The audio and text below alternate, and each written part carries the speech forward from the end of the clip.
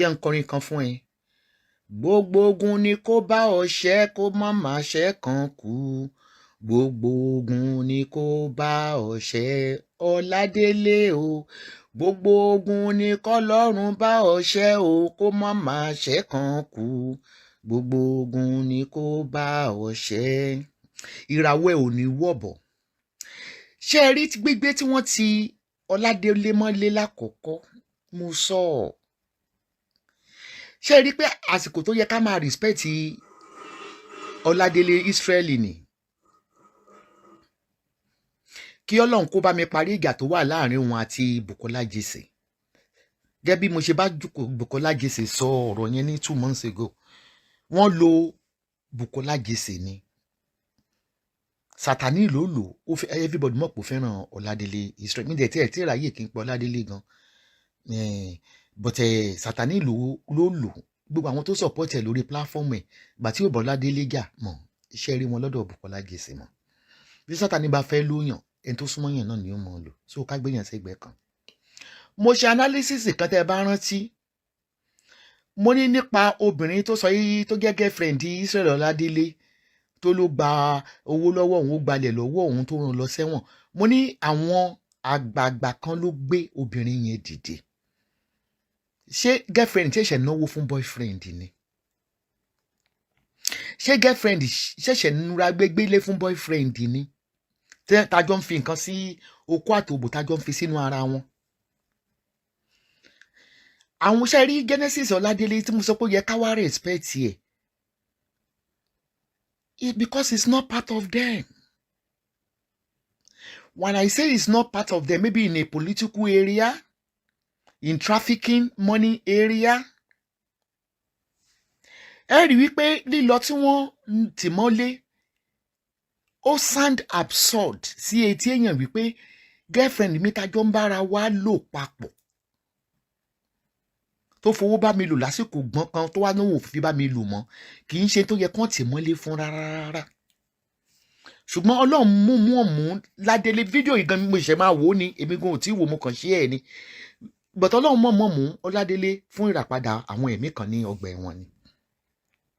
Mo bèrè ńgbà yẹn wípé irú bàbá APC tó lóun jẹ́ Celestial Church yìí, ẹ rán mi létí orúkọ ẹ̀ tẹ́ bá ràn, bàbá tí wọ́n ń dé fìlà bíi kólóbó bíi kinní sórí yẹn, tó mú gẹ́gẹ́ bíi bàbá tó jókòó sínú orí àga ọ̀ṣọ́fà tí kò yẹ kó jókòó sí.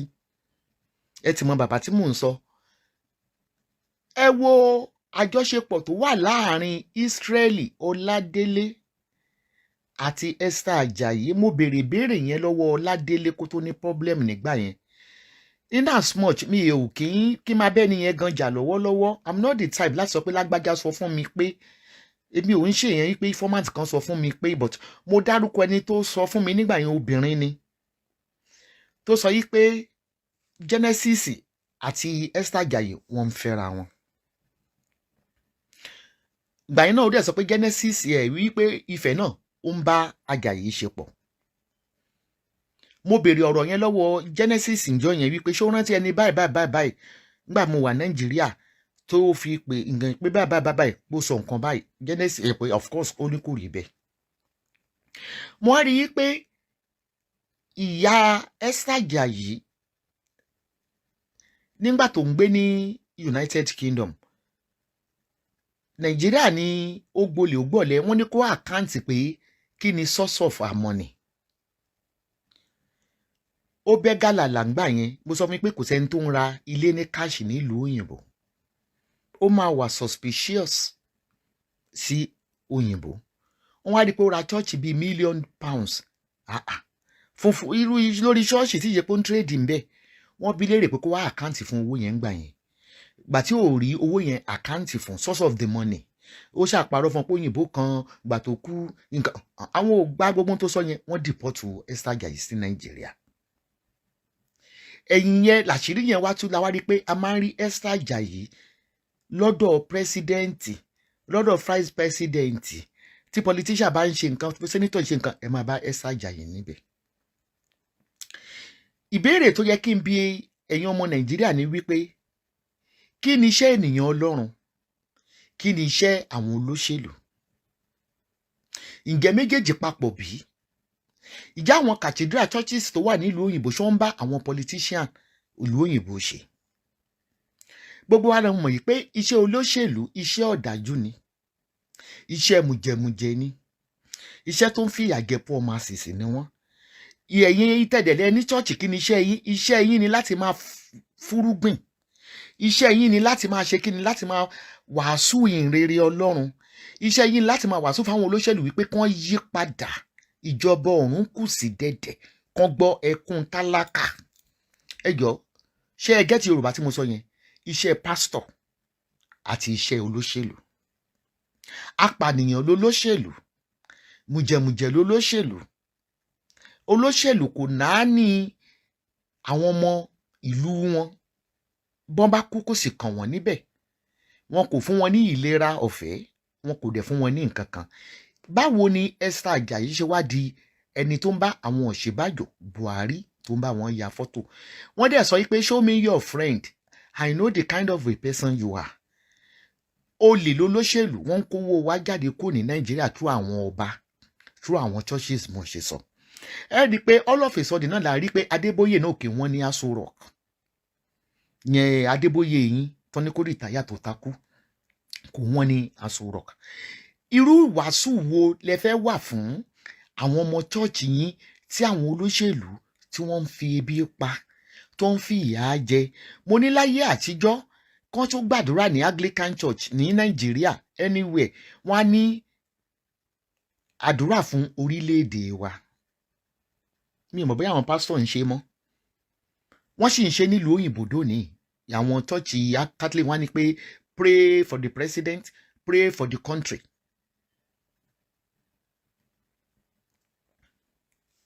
Ẹgbẹ́ mi àbí ẹ̀ dáhùn. Pray for the president, pray for the country. Iṣẹ́ ẹ̀yin pásítọ̀ tẹ́lẹ̀ kó chọ́ọ̀chì jọ ni wípé kí Ọlọ́run kó bá wa kó sí àwọn adarí wa ní inú. Ká ní lótìtọ́ Ọlọ́run lè ń sìn, torí Ọlọ́run tó fi ọwọ́ tọ́ ọkàn ọba nínú ìwé mímọ́ tó sì gbọ́ ti Ọlọ́run. Ìyá Àjàyí tó ló ní chọ́ọ̀chì Christ the Love, Beloved the Christ ni. Kì í ṣe, mo ti ṣe program yìí rí pé kì í ṣe Ọlọ́run ló ń sìn. Ó kàn fi chọ́ọ̀chì òfin kẹwọ́ ni. Tí ọba bá ń ṣe òrìṣà, wọ́n máa rí ẹ níbẹ̀. Bí olóṣèlú Aso Rock bí ìgbà tó ń wọ táìsì lọ ọbẹ̀ ni. Bó o tilẹ̀ wà London, o dẹ̀ ń travel to other countries. Okay, how do you feel if you really a prophetess? Including èyí tó máa ń jó. Ó dà pé ẹ̀yin pásítọ̀ tó pé mo ní mi ń ṣiṣẹ́ yín, ó dẹ̀ pọ̀ mọ́ máa ṣiṣẹ́ yín lẹ́jọ́ mẹ́ta bí àkíntì ẹ̀fín ràn yín. Ẹjọ́ Island ti broke o, ẹjẹ́ wá sí kóòtù, ẹgbẹ́ sáǹsì wa. Àti èyí tó máa ń jó kiri yìí tí ń jẹná, aláràkàtà obìnrin tó máa ń jó kiri yìí, tó ń bá Elégùṣì, tó máa ń lọ́mọ Elégùṣì gbogbo àwọn Ifẹ̀ nǹkan kan yẹn. Mi ìlò glasses bọ̀ mo rí kọ́mẹ́ǹtì kà, ojú mi ò fọ́ tó yàn náà. Kí lorúkọ yẹn náà tó máa ń pè ní Sakadeli prophetess? How do you feel, Esther Ajayi? Ẹlẹ́ṣẹ̀ làwọn politician, gbogbo wa ni ẹlẹ́ṣẹ̀ lótìtọ́. Ṣùgbọ́n àwọn olóṣèlú yìí, olúborí adáfún yín. Àwọn olóṣèlú yìí kì í ṣe pé wọ́n jẹ́ ẹlẹ́ṣẹ̀ nìkan, ìkà. Ṣé wọ́n Àjàyí ẹ̀ gbọ́ nípa kidnapping? Bíbélì dẹ̀ sọ pé kí ni ìpapọ̀ èpò láàrin àlìkàmà. So ẹ fi yé wa pé ṣọ́ọ̀ṣì is just a name, it's not a deliverance place. Ojoojúmọ́ ló máa ń ṣe dinner party nínú ilé ẹ. Àwọn olóṣèlú àtọba ló máa ń kún ibẹ̀, kò sí mẹ̀kúnnù níbẹ̀, ó dẹ̀ péré léèyàn Ọlọ́run. The same thing with olúborí. Ebi kò sí ní once in 2 months ẹ rí wípé ilé Esther Ajayi ní dání tébù ẹ̀yẹn ó máa ń pè wọ́n fún àpèjẹ. Ọba àtolóṣèlú nìkan ló ń wá síbẹ̀. Ẹ rí pé ẹ̀yin tẹ́ ń lọ chọ́ọ̀chì ẹ ti gọ̀, bẹ́ẹ̀ lẹ ti gbégùn nù. Bí a ṣe sọ pé kò sí chọ́ọ̀chì tó dáa ní Nàìjíríà kò sí ni a sì máa rí 10 tí ò darapọ̀ mọ́ wọn. Mi ò rò pé Olúkọ̀yà máa ń lọ sí Àbújá, Adébóyè kí wọ́n ní Àbújá, Ajayi kí wọ́n ní Aso Rock, Olúborí dẹ̀ nìyẹn àǹfààní àdúgbò tí ẹ nìyẹn. Gẹ́gẹ́ bí mo ṣe ń sọ̀rọ̀ lọ, fídíò yìí mi ò tí ì wò ó. Ẹjọ́ tó wá wò mí níwájú Okòrè mi hàn sunkún ẹrú ẹkún yẹn rí láyé wọn torí ọwọ́ wọn mo dàgbà sí. Tó bá mọ Lady Simple tó ń wò mí láti London wọn ní ìṣòro rí o, mi ìgbọ́nsẹ̀ fún wọn rí o, àṣìṣe ara padà fún wọn rí o, bọ́n wọ́n mọ̀ mí láti kékeré pé Olúwa fún mi lẹ́bùn ríran. Bẹ́ẹ̀ni. Mi ò dẹ̀ ń ṣáàjì èèyàn. Ẹ̀yin tí mo fẹ́ ṣe program ní Kẹjà ẹni kí n bá yín sáré lọ sí London ṣèṣin mo pa program yẹn tì mo dẹ̀ lọ. Genesis mo jáde fún ẹ nígbà yẹn, ṣé o rántí? Ìgbà yẹn o ṣe ẹrú owó mi ìmọ̀ owó tí Ajayi ń gbé fún ẹ. Ìyí tí mo ṣe jáde fún ẹ níjọ́ tó lọ sí London yẹn tó lọ bá wọn ṣàjọ̀dún yẹn, ṣé o mọ̀ pé o ò wọṣọ ìjọ mímọ́, aṣọ kérúbù ló wọ̀. That pissed me off. Ìyá yẹn ní kó má wọṣọ ìjọ mímọ́, kó wọṣọ Christ love Christ, aṣọ wọn ló wọ̀. You deny Celestial Church. Ìgbà yẹn mo jáde fún ẹ pé ìwọ gan ti gbàgbé wípé olùṣọ́ àgùntàn ló jẹ́, ṣùgbọ́n obìnrin yẹn sì just a user. Ó ti ẹ̀ dúpẹ́ tí ò rí kádàrá rẹ̀ lọ. Clement dìde sẹ́ ìwọ ló máa ṣe sọ́jí lẹ́nì. Ebi ò lè kó Nàìjíríà yìí bọ̀ tó bá fẹ́ para ẹ̀ máa advice mi pé ọ̀rọ̀ yẹn ò bá má sọ mọ́. Torí lẹ́yìn sùkàdí ẹ̀ ó máa ń dùn sọ fún ẹni tó fẹ́ advice. Bọ̀ jẹ́ kán rí ìpumọ́ mi ẹ lójú ẹ̀.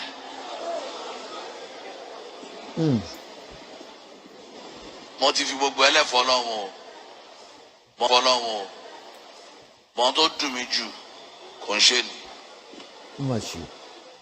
Àṣekórè ẹ tí ẹ lè rán yàn lọ pé ẹ lọ represent. Èèyàn Ọlọ́run náà ni, èèyàn Ọlọ́run ni. Ká tiẹ̀ jẹ́ pé ẹ fẹ́ gbé kọ́ọ̀lù ìyàwó, ẹ fẹ́ gbé kọ́ọ̀lù ìyá tí ìyá ẹ bá máa kú kú kú, tí ìyàwó bá máa kú kú kú.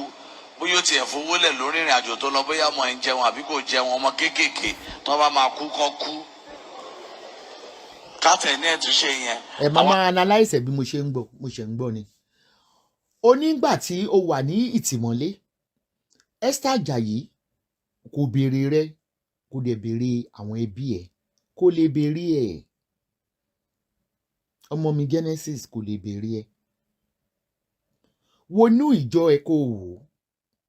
O ò lówó tó Esther Ajayi, ṣùgbọ́n orí ọ̀fẹ́ Ọlọ́run tó wà lára rẹ ó ju ti Esther Ajayi lọ. Ìpawọ́pọ̀ àwọn ẹlẹ́yẹ, àwọn oníṣẹ́ òkùnkùn mọ́ àwọn alàgbàsẹ̀lẹ̀ kọ̀ọ̀kan, àwọn ni wọ́n kó bẹ́ẹ̀ nígbà yẹn tí mo dẹ̀ mọ̀ pé mo dẹ̀ sọ Esther Ajayi wà nínú ibẹ̀. Ó kọ́pì ẹ̀ náà lòun náà ṣe lọ kọ́ ṣọ́ọ̀ṣì alárinrin tó kọ́, ṣùgbọ́n ó ń fowó ra àwọn èèyàn wá bẹ́ẹ̀ ni, ẹni tó máa ń gbé vacancy síta, choir wanted, this salary per month, church water, ṣé èèyàn máa ń ṣe wọ́n sọ pé choir ń ṣe every kinní because kò lérò, torí pé kò sẹ́mi Ọlọ́run ní ara rẹ̀. Ó gbà bó dáhùn, kò sí ẹ̀mí Ọlọ́run kankan. Bíntù lórúkọ rẹ̀ tẹ́lẹ̀, Muslim ni bí mo ṣe sọ, ọmọ ọ̀dọ̀ ló dẹ̀ ń ṣe lé ọdún àwọn, mo tẹ̀tẹ̀ wọn gbàgbé àwọn fámìlì yẹn, wọ́n dárúkọ fámìlì yẹn náà fún ìgbà tó ń gbé iṣẹ́ ìwà ń gbà yẹn. Gbẹ̀yìn làwọn èèyàn ṣe wè pé all of a sudden bó ló ti rí owó tó ń ná. Ó yà mí lẹ́nu gidigidi torí ò sọ kinní síta fún wa pé gbogbo ìgbà tí ó wà ní ìtìmọ́lé, ẹni tó mú gẹ́gẹ́ bí ìyá, ẹni tó ní pé kó sáré kó bọ́ṣọ Celestial lẹ̀ kó wọṣọ ṣọ́ọ̀ṣì òun kó lọ sí London, ó gbọ́, ó respect ẹ̀, ó sì gbọ́ tẹnu ẹ̀, ó lọ. Bíbélì sọ wípé láàrin ẹ̀gún lọmọ Ọlọ́run máa dàgbà. Wọ́n ní tíjọ́ tí ọ̀tẹ̀ èèyàn bá ti fojú hàn kò lè pani mọ́. Game of jealousy ni. Ọ̀tọ̀ ní kéèyàn lówó, ọ̀tọ̀ ní kéèyàn lórí èrò, ìwọ lórí èrò. Ibi ò sì pọ̀. Continue n tó fa ibẹ̀ yẹn nìyẹn. Ṣìkórè ẹ tẹ̀ lè ràn bó tiẹ̀ jẹ́ ẹnìkan kẹtì rẹ́ǹtì ẹ̀ títí kó wọṣọ kérúbù. Ṣẹ́gun wá ń sọ fún mi pé wọ́n pè wọ́n pé kọ́ wá jọyìn àwọn kẹwàá lọ jọyìn kwaya tiwọn. Ṣé ẹ lọ jọyìn kwaya kérúbù ẹ wá wọṣọ kérúbù. Ṣé ń gbọ́ Esther? Alàgbà kérúbù kan pè mí ní last year, ẹni tí gbogbo èèyàn mọ̀ ní I don't mention people's name, bóyá kẹ́ lè mọ̀ bí mo ṣe máa ń ṣiṣẹ́, bó ti má sọ̀rọ̀ yìí Esther máa mọ ẹni tí mò ń sọ. Esther òkú tó mi lọ́jọ́ orí ṣóyè yín. Alàgbà ní ẹni òun náà speaker ní lórí social media, lórí Facebook. Esther lọ bá gbogbo àwọn kérúbù tó wà lẹ́kọ̀ọ́ pé kí wọ́n gbé, ó ní wọ́n ní pé káwọn gbé fọ́tò Babalọ́lá, ìyẹn pastor founder Cherubim and Seraphim, pé kí àwọn gbé kúrò, káwọn gbé fọ́tò òun sí àga bó ṣe gbé fọ́tò Ọ̀ṣọ́fà sí gbogbo àga chọ́ọ̀chì wọn. A ò bẹ̀ṣẹ̀ rẹ wò, a ò bẹ̀ṣẹ̀ rẹ wò kó tó wọlé ògo, a ò bẹ̀ṣẹ̀ rẹ wò. Àwọn kérúbù kan wọ́n tẹ̀lé Esther, wọ́n gbé fọ́tò Babalọ́lá lẹ́yìn tó fún wọn ní owó. Wọ́n gbé fọ́tò yẹn, wọ́n gbé kúrò, wọ́n dẹ̀ lu fọ́tò Esther Ajayi. Ṣùgbọ́n arákùnrin tá à ń sọ yìí, ìyẹn yarí kanlẹ̀ yí pé Ajayi ò ń ṣe pastor founder. Báwo làwọn òun ṣe máa lu fọ́tò rẹ̀?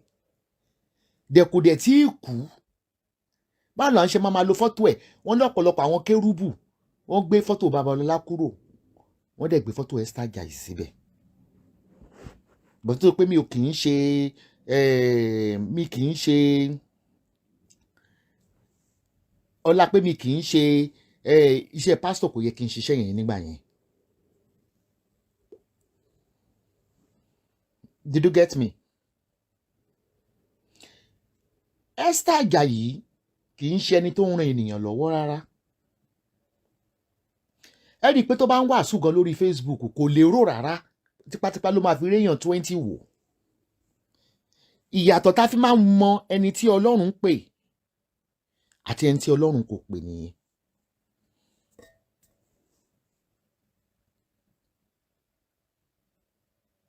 Kò kì í ṣe kíni, kò fi gbogbo ara. Ó fẹ́ gbàyẹn ló lòun ṣe unification, gbàyẹn Esther Ajayi lòun ṣe unification. Esther Ajayi bẹ̀rẹ̀ sí ń gba gbogbo àwọn ọmọ ìjọ oníjọ including Celestial. Àwọn wèrè kan fi ìjọ mímọ́ sílẹ̀, wọ́n dẹ̀ bá unification, wọ́n dẹ̀ bá Esther Ajayi lọ. Wọn ò rówó yẹn gbà o. The same thing náà ló ṣe fún wọn London o.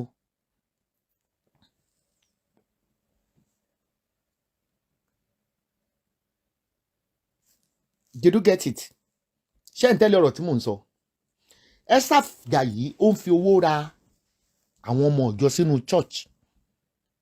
Mi wá mọye sálárì tó fún wọn bí i 10,000 ló fún wọn lóṣù o. Ǹjẹ́ tọ́lọ̀ bá pe Esther Ajayi, tọ́lọ̀ bá pe olùṣọ́ kan, fúnra Ọlọ́run ló máa darí àwọn àgùntàn tó máa sìn. Fúnra Ọlọ́run ló máa darí ẹ̀ sínú ìjọ yẹn.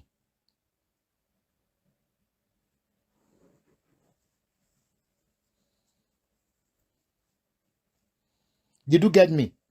Bí ọ̀rọ̀ Esther Ajayi ṣe rí gẹ́lẹ́ nìyí. Gbogbo yín ẹ̀ ń jowú iná ògo Genesis. Tí Genesis bá jẹ́ trafficker ni, tí Genesis bá wà lára àwọn tó ń kó àwọn èrò ọrọ̀ ajé Nàìjíríà lọ sókè òkun ní orúkọ pastorage wípé ẹ̀yàn Ọlọ́run ni yín, àwọn politician yìí á máa wá sọ́dọ̀ ẹ̀. Ẹ rí i pé bàbá yìí náà wà sọ́dọ̀, bàbá APC yẹn náà wà sọ́dọ̀ Ẹdún Mbàkú tó yàn ní bàbá. Ṣẹ̀pọ̀rọ̀ Nàìjíríà, if you can't beat them you join them, but ọmọkùnrin yìí ó kọjú mọ́ iṣẹ́ tọ́lọ́run rán.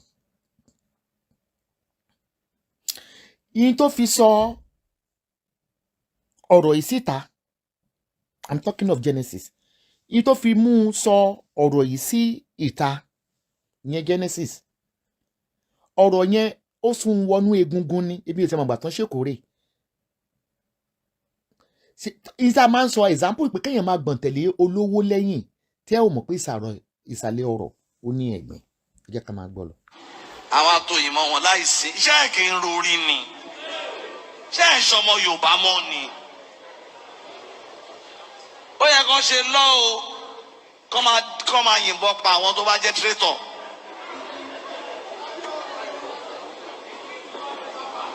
kánà ọmọ yẹn ń ṣọmọ dáadáa ní Ṣẹ́gun ìbá ti lọ á dẹ̀ ti dìjà ọ̀gbẹ́ni ò lè wọ ṣọ́ọ̀ṣì mọ́ wọn náà lọ́rọ́ fìlà ńlá àti mátàbà tó di bíṣọ̀bù sórí bí ò lè wọ bímọ. gbogbo yín ẹ̀kọ́ ráwọn bàbá Adébóyè bàbá Oyèdépò wọ́n ti wà ní iṣẹ́ Olúwa 40 years 50 years ohun tó ṣẹlẹ̀ sí wọn 20 years ẹ̀ mọ́ sísìn tèmi mò ń là kọjá yìí ṣé o fẹ́ gbọ́ kí n náìsì jù bẹ́ẹ̀ lọ ẹni tí ò ní bá mi di 5 years ní ṣọ́ọ̀ṣì yóò ní dúró so jẹ́ ń sọ tinú mi má jẹ́ ń kú.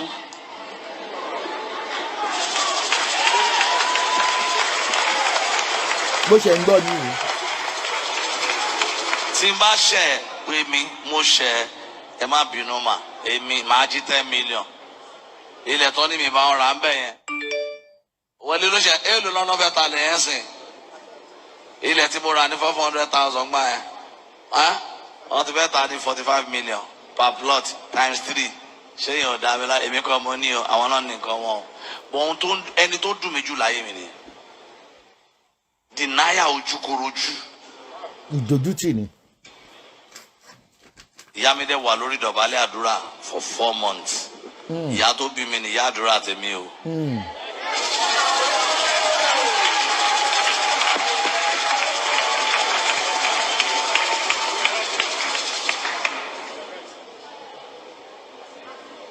tó bá fẹ́ fìyàn lẹ̀ má fìjà fìyàn lẹ̀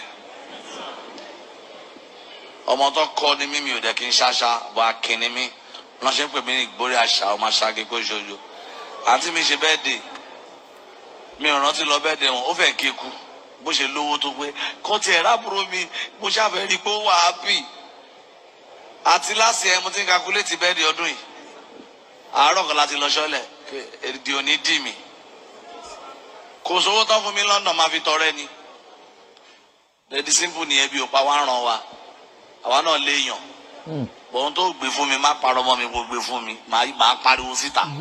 Ladele máa ṣẹ́gun lágbára ìdùnnú rẹ̀.